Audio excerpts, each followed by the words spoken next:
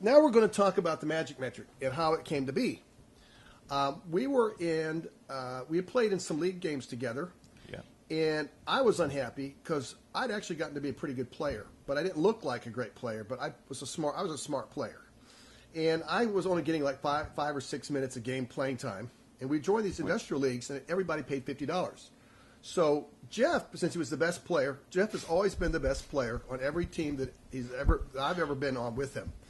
And even the last year that we kept statistics, you nudged out Brandon, who I think was the number 2 player. Well, yeah, I mean, it's no one else likes to rebound. I like to rebound. And rebounding is a very useful thing to have. Well, somebody has to do it. We'll talk about the MagicMetric.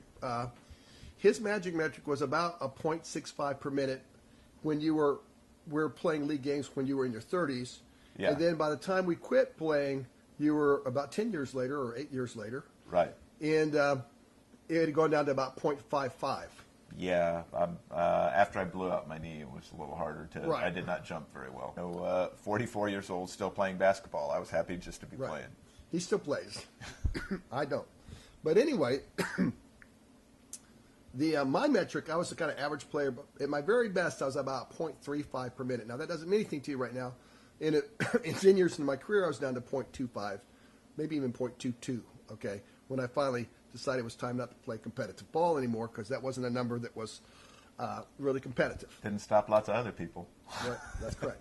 And the problem was everybody complained about playing time. Everybody played $50 to be in the league. Right. And we had 11 players on this team, and thus very, very hard to get everybody playing time. So what we did is the way it would normally work: the 5 best players would start, and people would decide they're tired, they'd come out for a little while, somebody would come in there, and somebody might not even get into the game at all. So I was kind of the initiator of, hey, everybody should get at least 10 minutes of playing time. And when you have 11 people on the team and you're trying to give everybody at least 10 minutes of playing time, you're not going to field the most competitive team. Yes, I mean, especially in a rec league where they have a 20-minute running clock where the clock only stops upon the death of a player. Right. So yes. So we started this thing. In the very first year we did this, we needed to have some rating for players. So the whole idea was we're going to give more playing time to the better players. And this is start the rotation.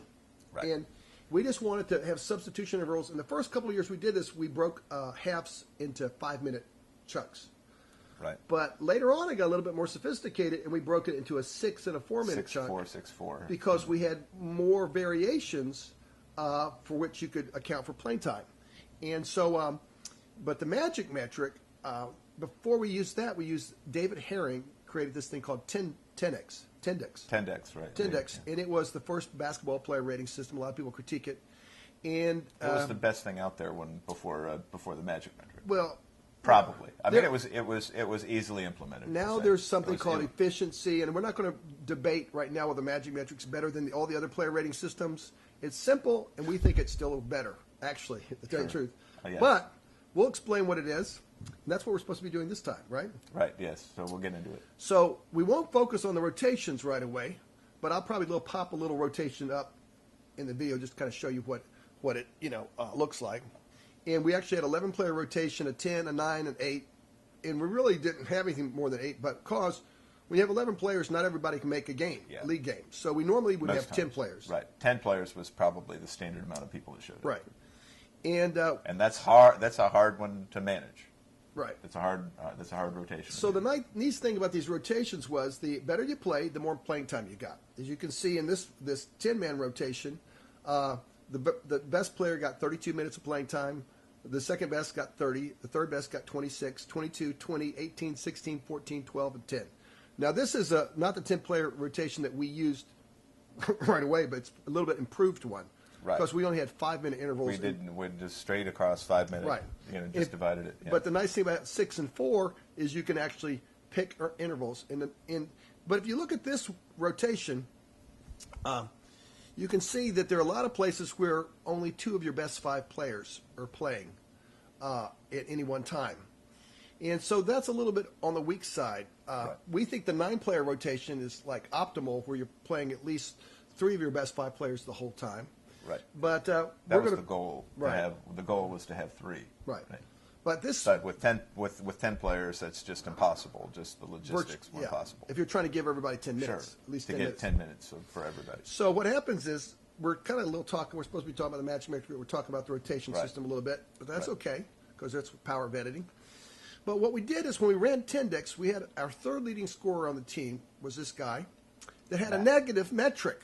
Yeah, Matt. Wasn't his name Matt? I think it was Matt. Anyway, no, I'm not. Didn't mention any of the last names, but Matt. Okay, well, but for I don't remember his name. But anyway, yes, we'll just call him for argument. We will call him Matt. But if you actually think about it, in 10 decks, they took away a single point for a missed shot, and you actually have to shoot 33% in order to have a positive rating on your shooting. For shooting, because you're getting 2 points when you make it 2, and you're losing 1 point every time you miss it. So if 33%, that's you're 0.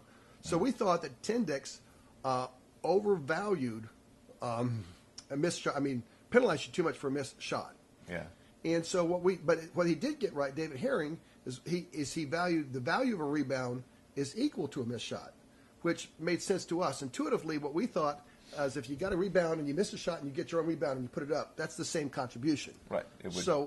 You shouldn't be, if you go up there and throw the ball up there 3 or 4 times and you finally get the hoop, it's the same as if you made the hoop to begin with. Right. And so the rebounds counteract the missed shots. Right. So we thought, well, that makes sense. But then if you think about it, a turnover, which David Herring counted a -1 for a turnover, he was counting a turnover as bad as a missed shot. Same as a missed shot. A missed shot, there's a third of the time that the offensive team will recover a missed shot. A turnover, you've lost the ball 100% of the time. It is 100% of the time. So, yes, there's no... So we started linear equations. We're both math majors. Sure. And we said, well, turnover should only be 2/3 as bad as a missed shot should only be 2/3 as bad. Right. The missed shot is only 2/3 as bad as a turnover. Right. And a steal should be equal to a turnover. So if you turn the ball over and steal, you've made a net contribution of nothing. Sure. And what we decided was, these are linear equations, and you can actually create a player rating system with any arbitrary number you want. These are called linear player rating systems because there's a linear coefficients of the regular stats. A lot of people will talk about what's not good about that, but the plus side is if you get the stats right, it's easy to keep track of those things. We had this guy that had a negative rating, and he was complaining a lot because he was our third leading scorer, making 9 points per game. Right. And we were using 10 decks, and we did think that it was unfair evaluation. So we create the MagicMetric, and what we did is we took, there are 10 coefficients that we keep track of. We decided not to penalize for fouls other than offensive fouls. Right. Right? Yeah, because you can't, it's when keeping statistics, that makes you have to judge whether a foul was a good foul or a bad foul. Right. Defensive fouls. An offensive foul is a bad foul. Automatically bad. Right. And and on the other side, if you take a charge on the other thing, that's automatically a good thing. But that's the only things that we. So we took the standard stats that they shoot. It's the number of 2-point goals you make, the number of 3-point goals you make, the number of missed shots that you take, the number of free throws you made, the number of free throws you miss, the number of rebounds you have, the number of assists you have, the number of block shots you have, the number of steals you have, and the number of turnovers you have. Those are 10 factors. Right. And fouls, we added 2 things to that. If you took a charge, we gave you credit for a steal. For steal, yes. And if you had a defensive foul, we didn't count anything bad for that. 10 decks, I believe, did count for fouls. Right.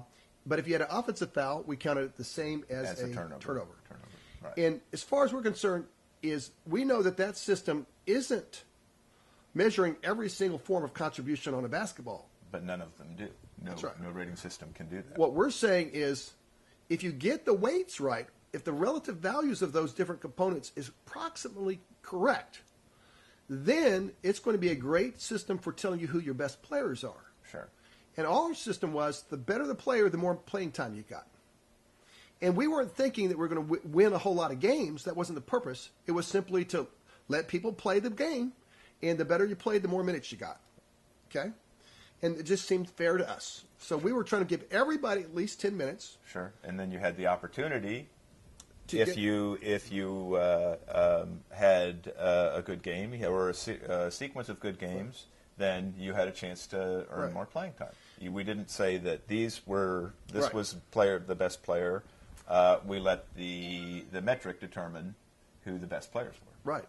And the neat thing about this, something that was really kind of neat, was we introduced the MagicMetric, and this guy that had a negative rating under Tendix had a 0 rating under the MagicMetric. Yes. So it didn't help him a whole lot. But it just kept him out of being negative. Our third leading scorer very quickly went to the bottom of our 11-man rotation. Sure. And in about the 4th game of the season, he never came back. He had 9 points per game, but on 28% shooting, wasn't it? 28% shooting, yes. And so our team got better. And so that's the secret of this thing. So we kind of attributed the MagicMetric in the first couple seasons to being why our team played a lot better. So we got real excited about the MagicMetric, and that's when we created the website, and we're going to run it and everything else. And we ran this website for years, and some people still remember about it. Now, I wanted to thank Jose Martinez. I think it's Jose Martinez. I'll look it up. Yes. He was a guy that was asking a question about the MagicMetric. He came across it, and just a few years ago, and I wrote him a little exchange, and we had emails, and he published a couple of the papers that I wrote about it, kind of revived my interest. And then since that time, I don't know. A lot of times we're old enough. Well, we were considering. I mean, getting older and getting late in our careers and things. Considering like career changes, and I always thought that I would like to be a basketball coach. Well, yeah, we were both math teachers, and I had a 7-week career as a high school math teacher. We're not going to talk about that. Yes. But we both thought it'd be a great idea because we love coaching with kids. Sure. So what we're doing this thing for is for the coaches that are out there, because this rotation system combined with the MagicMetric is a great way of coaching. Great tool. Great way of coaching, and we hope we talk to you about that. But the MagicMetric, one of the things that we decided was when you have these linear equations, you have 10 equations. You have to have 10. If you're 10 unknowns, you have to have 10 equations. You have to equate a value to each of the inputs. So there's a couple of assumptions that we made. One of the things that we made is we would like our rating system to approximate the total points scored. So the total point score is 60 points in a game. We would like the total contribution to be approximately 60 points. But what we had to figure out was the value of all these coefficients they're not just there with a fixed rating system. It really depends on how many points you expect the team to be able to score on a possession. If you're expecting the team to be able to score at 1 point per possession, which is what the MagicMetric is based on, which seems to be a pretty good assumption for college and for the pros, it might be a little bit aggressive for high school. It's certainly aggressive for 6th grade boys team. And rec league teams like us. Well, we used it, But the fact of the matter is, if you decide that what is a missed shot? If you've got a girls' team and one girl has to throw the ball up there 4 times to hit a shot, she still might be your leading scorer, shooting 25%. So obviously, if the average points per possession is the key thing, and there's a little chart. I'm going to show you the little chart on one of these things. I'll pop it up. And it shows you that the MagicMetric has different coefficients based on whether there's 1 point per possession, 0.8 point per possession, 0.6 points per possession, 0.4 points per possession. So there's not a single MagicMetric. So I call it MM6, which is 0.6 points per possession, and for a 6th grade boys team. We use that. Well, it can always be adjusted, and that's one of the nice things about the metric is you can adjust it according to the capabilities of your team. Yeah. So it turns out that we thought it was a pretty good rating system. We got real excited about it for a while and spent those 5 years running the MagicMetric.com site. Yep. Rating even this guy rated all the college basketball players. Yeah. It was we had a pretty good system about it, and we got rated 4,000 plus. 4,500. Yeah, 4,500 at the most, I think. as we we included a lot more. More colleges would publish their stats for the team, we were able to get up to like 4,500. We picked Dwayne Wade. When the NBA draft was coming out, Dwayne Wade wasn't getting much love. 0.8 per minute. 0.8 per minute. And they're saying he was playing for Marquette, which Marquette wasn't in one of the elite basketball leagues in the league. But if you've got a 0.8 metric and you're playing against a team of elderly nuns, you're doing pretty well. Now, we'll talk about the MagicMetric, the way it's based on the standard metric is based on 1 point per minute. Yes, and we think that's good for college, and we think that's pretty good for NBA. You could argue maybe it's 1.05 points per minute. You can tailor those things the way you want to. But it turned out that a rebound is worth 0.65, and a three-pointer is worth 3 points. But interestingly enough, a two-pointer is not worth 2 points. A three-pointer works out to be worth 3 points just kind of serendipitously. But if you're going to shoot if you're going to take 6 shots and you're going to hit 2 3-pointers, you have 4 missed shots. Now, under Tindex, they're going to subtract 4 points. They're going to give you 6. Out of the 6. Yeah. Yeah. Now, if you're going to take 6 2-point shots and hit 3 of them, under Tindex, you're going to score 3 points instead of 2 points. Right. Under our system, you're going to score the same. If you've taken 6 shots and you've scored 6 points, the point production is the same. The point production is the same because and you can go work through the math. So if you want to, right. Some people would say, well, the long rebound is more of an opportunity. We figure a rebound is a rebound. We're not getting into whether it's a long rebound or anything else. There's no scientific formula to predict, who's going to get the rebound. So if you look at we take 0.65, and if you missed 4 shots, that would be 0.65 times 4. What's that number? That's 2.6. 2.6. So you take 3, and we hit 2 3-pointers, so that's 6 points minus what? Minus the 2.6. So what does that work out to? That'd be 3.4.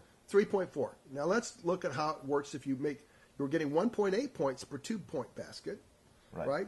So you hit 3 shots, you've got 5.4.